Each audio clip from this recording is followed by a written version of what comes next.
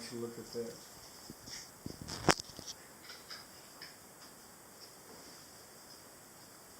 So that should come off. You see, this is bulging. That's not bulging. It's straight line with an ellipse. It's running tangent. That's exactly what I was showing on the Right, it's like the illustration. The football? Now, Perfect. you may have trouble seeing this because the value of the paper is almost the same as the background. But you won't have this unless it's cloth. Compare the paper with the cloth. Oh, should this be a straight line? A paper scroll will never do what my shirt is doing there. And I picked the stripes in particular because those stripes are very descriptive of what the ellipse is doing or variations on that ellipse. So, how do we go about this? If we understand, first of all, what we're dealing with, and we just arbitrarily say we have something like so. If I say this is the beginning of my scroll, this distance here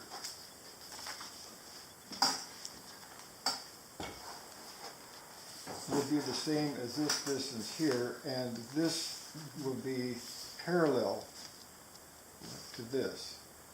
If you're ever having problems, if you just draw, you'll find, that you can hit a line that's pretty much parallel to that, and it'll go from there to there. Okay. But see how this comes, this comes around.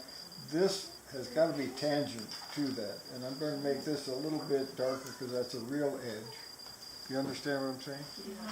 Now, this would be parallel to this, and again, the same distance. You say, well, I can't see that because it's hidden by this fold here. But again, it's not a bad idea at this stage to try to visualize what that's doing because that might help you. But this edge here that we've established can also be done with points if you're having difficulty. You see, these are going up, right? On the page. They're going, this is higher than this is higher than that. So if I came straight down here and went to the same distance here, and the same distance there, and the same distance, and all parallel here, I can pretty well extrude, if you use the term extruding this, to any length to a ribbon. Or it could be a towel with stripes on it or whatever. But as long as you're dropping these parallels at the critical stages here and recognize that this would be coming up sort of like this, you understand? And that if I bring this point here down and parallel with that, I can put as many points on here as I want depending on how accurate I really want this. But if I can pick all these points and then connect them, this will always be paralleling. Do you understand what I'm saying? This is a scroll now. I'm not talking about cloth. No, but I'm looking at looking at the scroll, and the left side edge is not parallel to, say, No, because the way I'm hanging it. Yeah. Yeah, okay. But if you even constructed it, it will still be the same. This distance here will be the same throughout. Okay. So even though this one shaft is coming out this way and going around this way, and I've drawn this thing in here, I better know that even when I'm out here, this distance here has got to be consistent. Right. Okay. That's kind of theoretical. You can also look at it this way, and if, for example, you're doing mountain ridges or something else, and you just arbitrarily have something like so, if I come down here like so, and this is parallel, and this is parallel, and this is parallel, and this is parallel, and this is parallel. Do you see what's happening? Right. Yeah, it really goes up and down. Okay, and then I have to parallel that,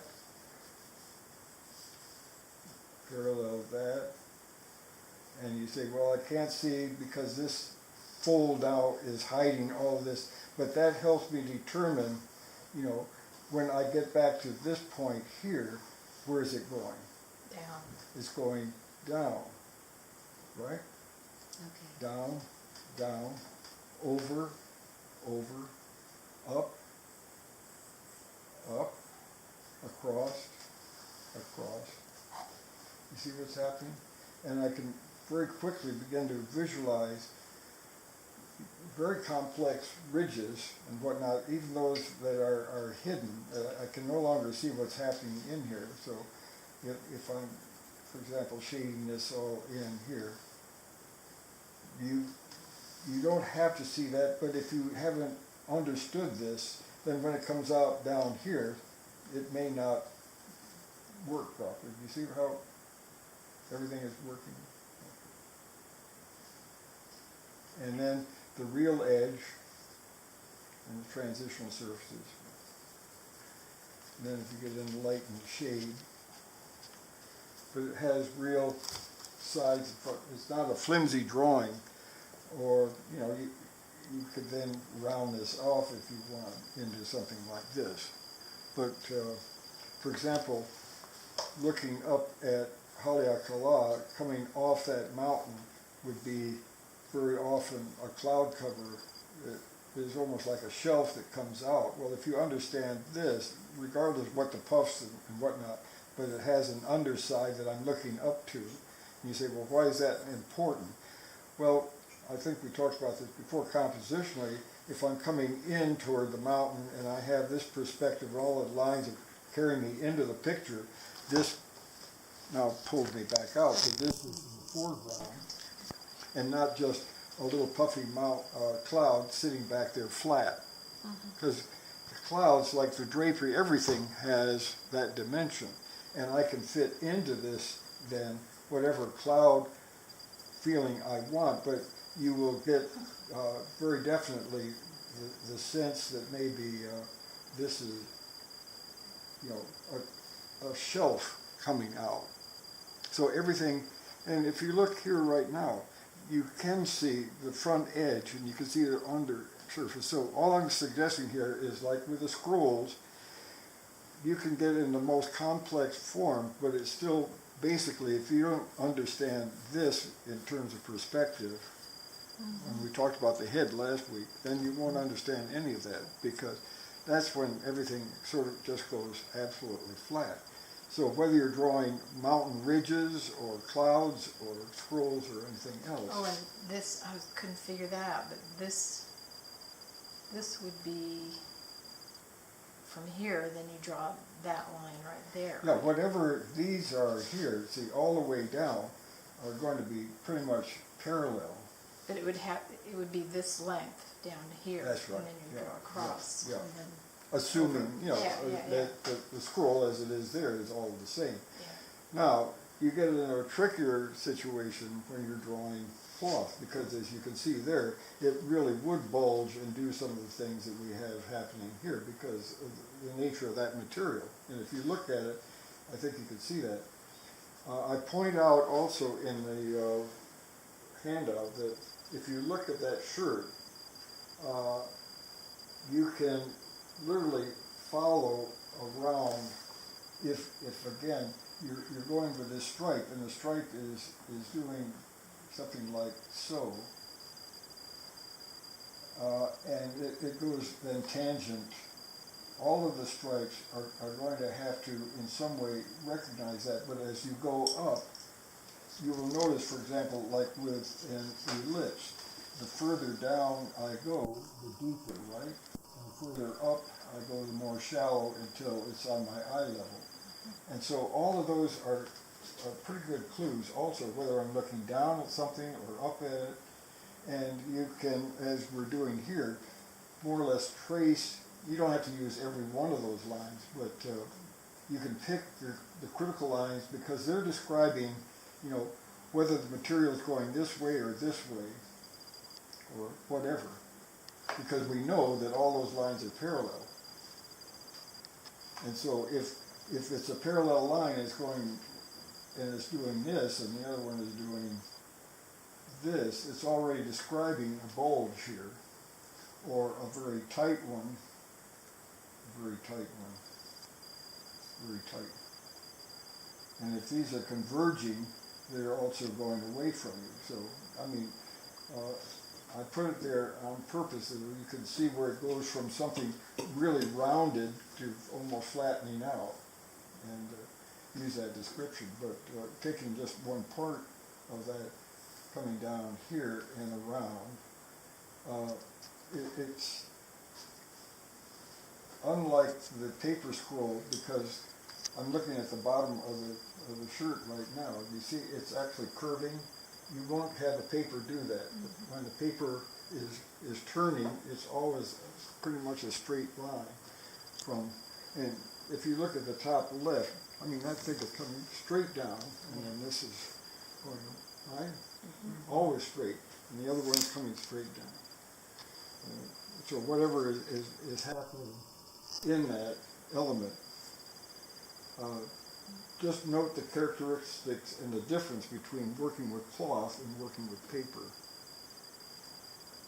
And you may also, as I notice some of you doing, try to draw for a spell, and I want you to set up your own, just a towel or a piece of paper or something else, but try to do it by not looking at your paper and doing, you know, this kind of thing, probably as slow as you can, but the eye is involved with that, not this. And your proportions may be off. You can come back and relocate where you were and carry that, but I've noticed a lot of yours, you're having some difficulty with something that's doing this and you do that. I mean, those angles are pretty critical, and again, you have all the tools. Well, I want to see, can you now plug those into all the varieties of things you'll be looking at.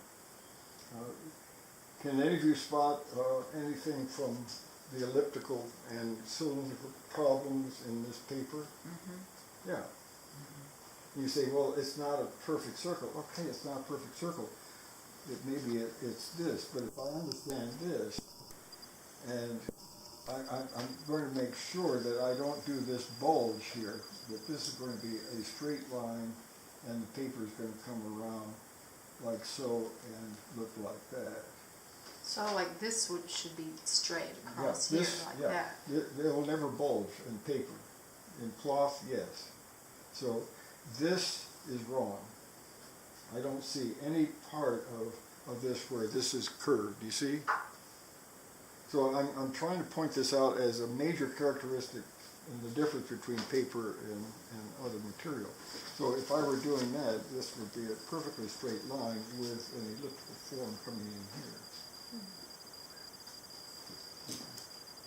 here. And differentiate, you know, your real edge, you know, emphasize that versus your transitional surface, because this isn't an edge, it's just a transitional surface that should be minimal.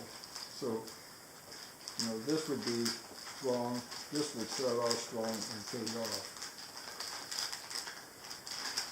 See the difference? You want to pull that away from this and allow the eye to go around this. So this is transitional, this is a real edge here. Does that make any sense? Mm-hmm. Any question on what our homework is then? Mm-mm.